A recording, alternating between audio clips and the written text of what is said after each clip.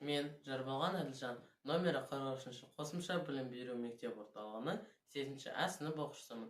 Мен өркен байқауына қатысып, анамның тойларға арнап жасалатын жиынтықтарының ішінен сіздерге себеттің бір түрін көрсететін боламыз.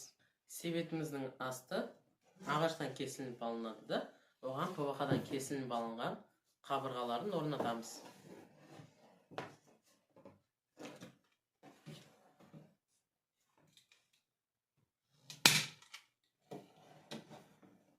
Қабырғаларын орнатып болғаннан кейін себетіміздің сыртына ыстық желімен губка және синтепонды жапсырамыз. Себетімізге губка мен синтепонды жапсырып болдық. Келесі себетімізді матамен қаптаймыз. Матаны себеттің диаметрін өлшеп алып, матаны сол диаметрмен кесіп аламыз.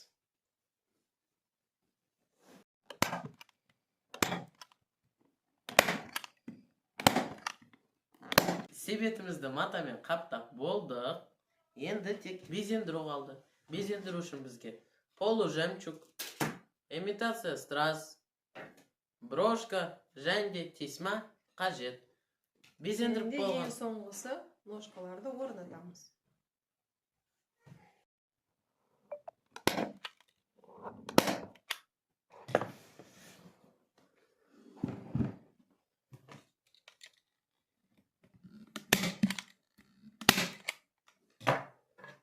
Себетімізді безендіріп болдық, және де ножкаларын орнаттық.